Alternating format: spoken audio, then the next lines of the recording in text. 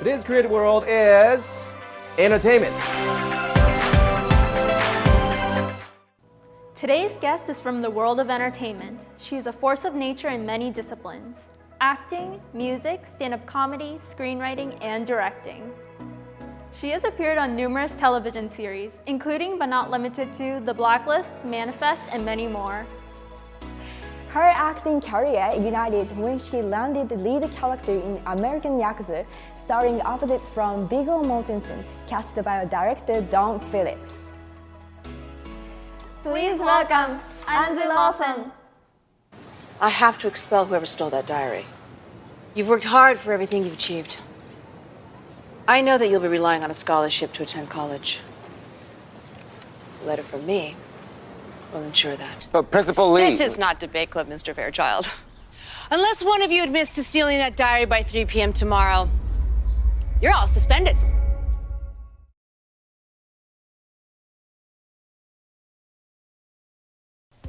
Thank you so much for joining us today. My name is Kano, by the way. Thank you for having me. I'm very happy to be here. Whoops. First thing I noticed, your earrings so cute. Yes, I just bought this from a casting director, Oh, Gail Pillsbury. Yeah, she casts really big TV shows, and in her free time, she makes these very exotic earrings. that is, and you sweat so well. It's so pretty. And so your name is Anzu. That's pretty name first. Oh, thank you. And are you from Japan or you originally from here? My mother was born in Japan, and I lived in Japan when I was young and as a teenager. And my father was in the Navy in Yokohama, and so that's how they met. I live by next to. Okay, the winky. Yeah, you know. I know. Similar background too. Mm-hmm. So that's so sweet. Okay. When did you start acting career or entertainment industries? Well, my mom took me to Japan when I was 5, and I had my first audition for a company called Toei. And I only know one song, Ame Ame Fure Fure. And so I sang that song, and then they said, "We want you for the movies." And my mother said, "I have to go back to America." So I came back to America, and then I went back to Japan when I was 14 to model. And I had, I did like Japanese magazines as modeling, like non, and that kind of stuff. Which is huge magazine in Japan. For girls, yeah. I mean, I know well. I was reading it when I was younger. That's, wow. And then from there, I got a record deal with Avex Records, and I also did a couple movies. And then I came back to America, and then I started doing stuff here in English. Wow. So when you were growing up in Japan, you speak in Japanese and It took me 2 years. I mean, my mother teach me some. I went to Japanese school in America, but moving to Japan and then understanding the jokes, because it took about 2 years. Yeah. And then I could start reading like the newspaper and stuff, but I forget pretty much most of it. well, you still have it. I know. Yeah, if I go back to Japan, it starts coming back. Sure you know what I mean? Yeah. Wow, that's an experience. That's so much different from other people. That's original. Big culture shock. Yeah, big culture shock for sure. Yeah. Other question. Other thing I wanted to ask you was, so you're writer and screenwriter, songwriter, and photographer, actor, voice actor. Which one is your main, or what do you do most? I was just talking about this earlier, but I had to adapt when I come to America because. I came to America to be a singer-songwriter musician, and then in order to make money, I was doing little stuff in movies and some modeling stuff, and then that just kind of snowballed into bigger things. But my love, my passion is music, but I live in the acting, writing world. And I became a writer because when I first came to America, there wasn't that many Asian stories. So I went to UCLA and I got my screenwriting certificate because I wanted to write stories for Asian women, especially because nobody was writing those stories. Wow, So I feel like now, because of that, I have a life purpose, you know. Yeah, Now. I want to see your writing, and I want to. One day, I hope I can see more about your stuff, your what is the word? I wanna see your Projects, projects yes. and movies. Would you like to hear more about my projects? Yeah, sure. So let's get right into the interview. So Anzu, I heard that you recently held a solo show. So exciting. Could you tell us more about it? Yes, I debuted my second solo show at the Whitefire Theater on Saturday night at Solo Fest 2023, and it's my second solo show. The first one was called Dear Yoko, and I did that right before the pandemic, and it kind of got shut down because of the pandemic. But now that everything's opened back up, and Solo Fest asked me to bring back Dear Yoko, but I felt like I wanted to write something about my own life. So I did that on Saturday, and so I'm going along that journey of, you know, I haven't seen that many solo shows in my life.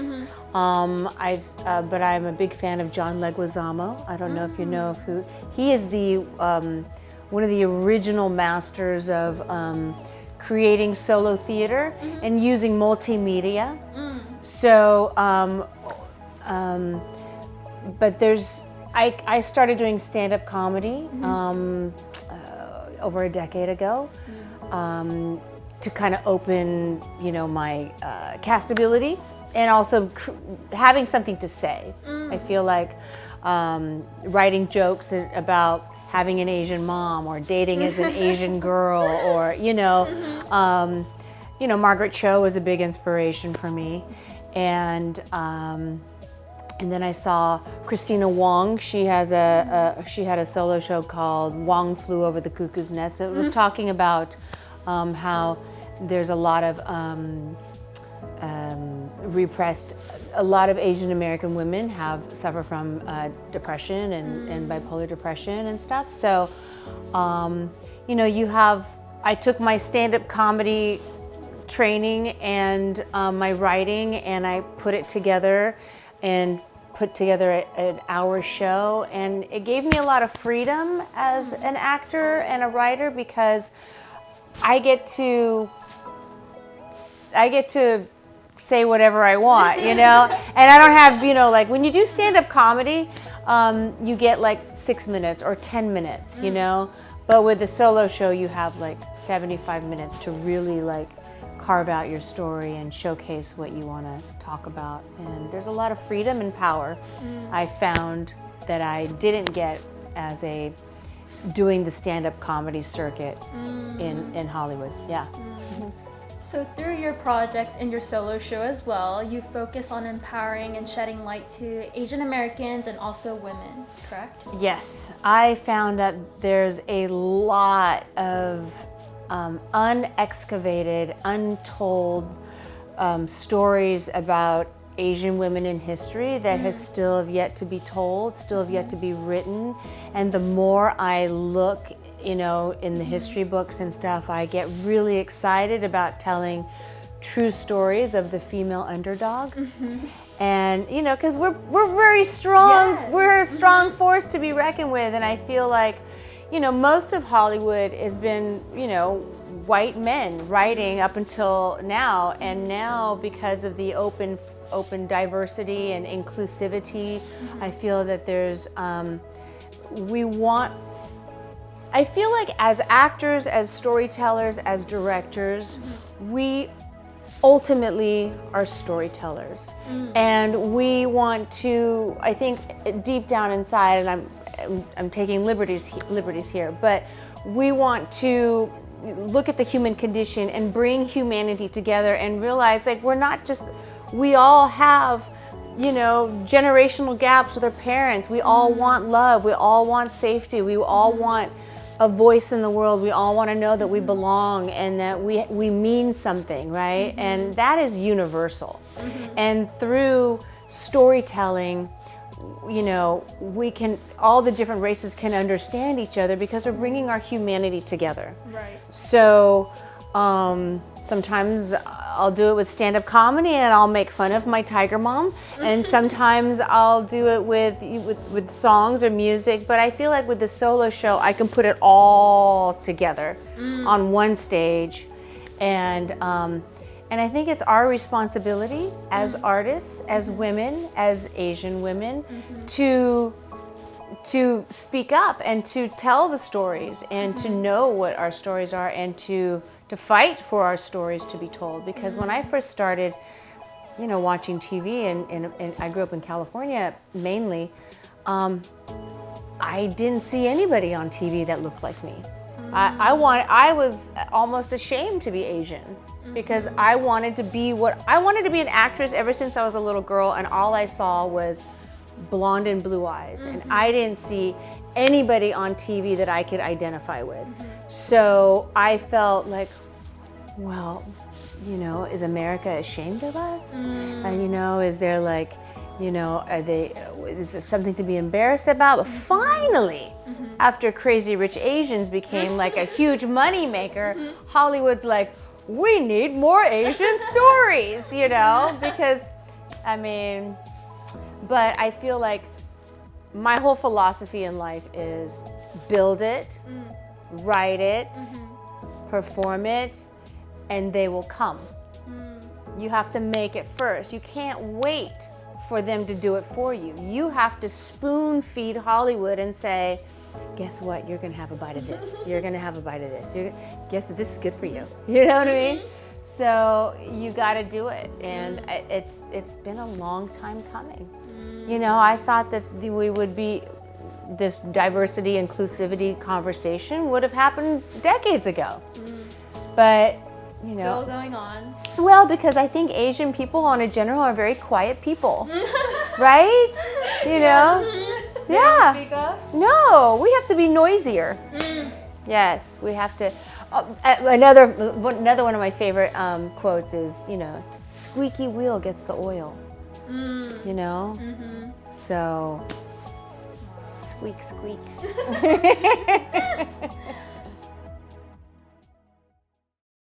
This episode will be available on YouTube this coming Saturday. For details, please check out our Facebook page. Next, more exciting materials to show you all.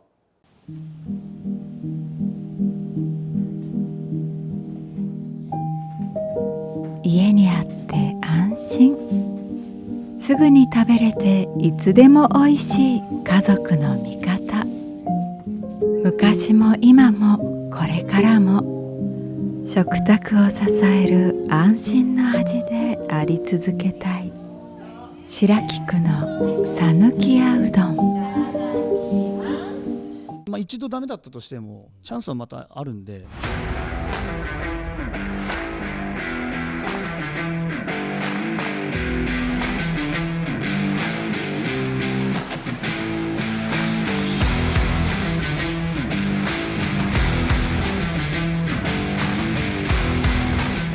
夢をこう持ち続けてなんか頑張ってほしいなというふうに思いますね。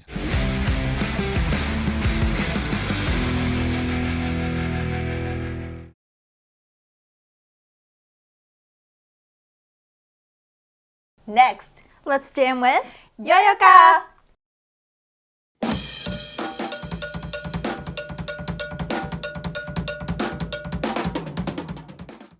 Hello, this is Yoyoka. Here is my video. Enjoy!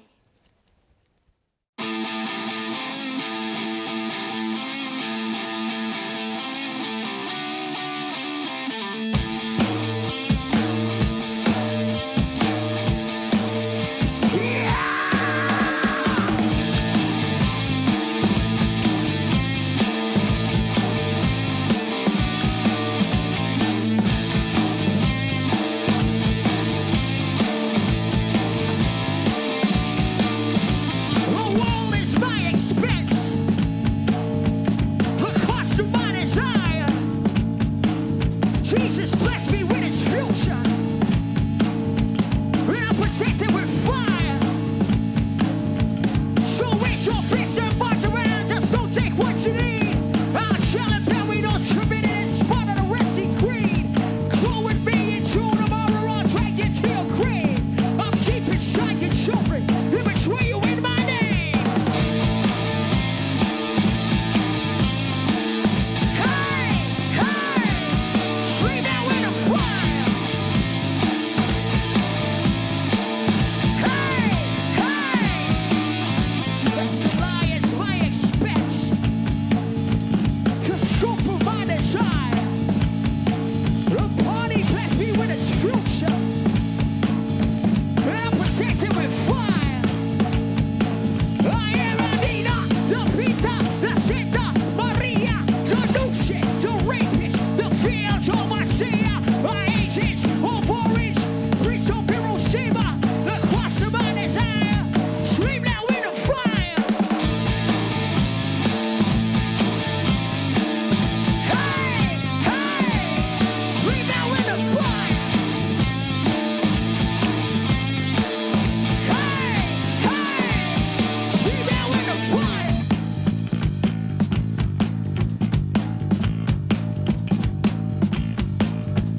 For its end of history, it's changed and frozen still. There is no one built to take. So swallow the one that makes you ill. La Nina, La Pita, La Santa Maria, the Nuce, the rapist, fields of Marcia, the agents of orange, priests of Hiroshima, cross of my desire, sleep now in the fire.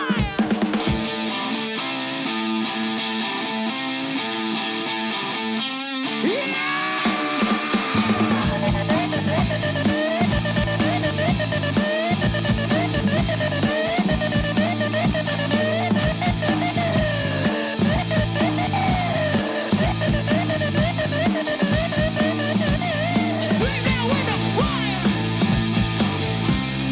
Sleep now in the fire. Sleep now in the fire. Sleep now in the fire.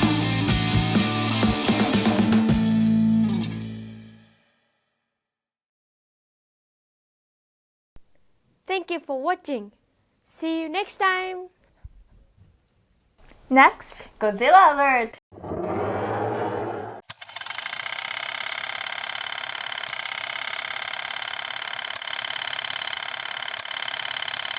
Hello, this is Heisenberg. Hey there, this is G Forever, and we are Luminous News on YouTube. Yes, and we're here to review all 3 Godzilla Alpha Kaiju figures from Easy Hobby. Here it is, the Godzilla vs. Kong, Godzilla 2021 Battle Damage version. So yeah, here we take him out of the box, and really well done. This is I think it's the very first, more of like a higher end item that's has the battle damage coloration, and I think it's really cool because when Mechagodzilla did his Proton Scream on Godzilla, this kind of resembled that really clearly with the glow on the body, the eye area. Yeah, and these come with extras. The extra here is the Jet Fortress Argo. Yes, very cool. Yep. And yeah, if you're wondering, these are made of vinyl. They're about 14 inches tall. They also come with a base, which we'll see. But here, we're comparing it to the Playmates with battle damage. Yes, you can see the difference with the battle damage. Yeah. All right. So here's the standard version. It's called the Classic External version. And but yeah, basically the standard version. Correct. Yep. And yeah, what's really neat about this version compared to other companies is they gave him more of like kind of like a dirt ground color, so you can see a lot of the texture on his body. Yeah, and this extra item is a Monster Zero skull. Looks excellent. Ooh, yeah, I love it. Yeah, this is again also first in for figures. I think this is the first King Ghidorah or Monster Zero skull on the market, and it's super cool. Yeah, and then the third version is the Heat Ray version with an actual Heat Ray. Yes. Very blue. Very blue and has some white tint to it. This one is not translucent compared to the bigger brother in the Omega Beast series. So this is the Alpha Kaiju series, which is Slightly smaller, but still a really good size. And the heat ray is translucent, which is really cool. So this is the initial heat ray. So this is not the full blast. So that's why you don't need a stand. Yeah, and on the left is the Omega Beast, also from Easy Hobby, which Correct. is bigger. And then here's all three of them side by side. Side by side. Yeah, a lot of cool choices, and each of them have really unique extras. And for the huge Godzilla fan, I think getting all three of them will be the best way to do it. Yeah, I especially like the Monster Zero skull. Me too. I think that's a really outstanding extra. Yes, yeah. That's one thing I love about Easy Hobby is not only do they make excellent products, but also they make really cool bonus items. So it's not typically, I think X Plus does light up effects, but I really love the extra item, and it just makes it really fun. Oh yeah, this is Heisenberg. And G Forever, hoping you enjoy the Easy Hobby Alpha Kaiju Godzilla toys. I see trees of green, red roses too. I see them bloom for me and you, and I think to myself, what a wonderful world.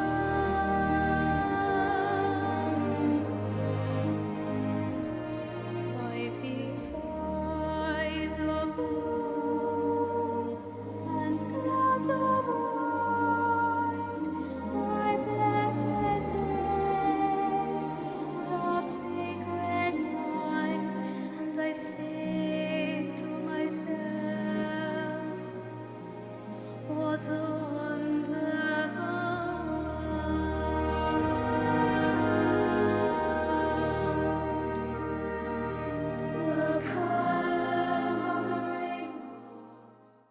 We hope you enjoy the show. We will continue to introduce successful people from various fields, as well as supporting young up-and-coming talents who are passionate and dedicated to advancing their careers in their industries. Don't forget to tune in. Until then, you have a wonderful week. See you next time. Let's see who our guest is on the next episode. Hi, I'm Joseph from Libera. Thank you for tuning in to Creative World. Bye! See you next week. Bye! Please subscribe to our YouTube channel. Also, please check out our social media sites at CWTV Hollywood.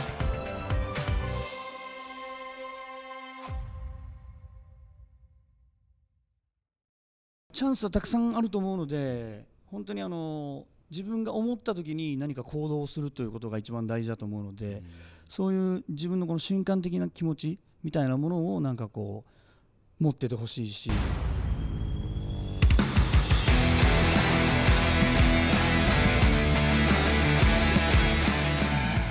Thank you so much for coming today. And nice to meet you for everyone who is live streaming right now. I am Natalie Emmons, your host for today. The title of the show is Wish, as in reaching for your dreams, wish. And today, the program is going to fly by, so please enjoy every spectacular moment. 皆さん、楽しんでいってください。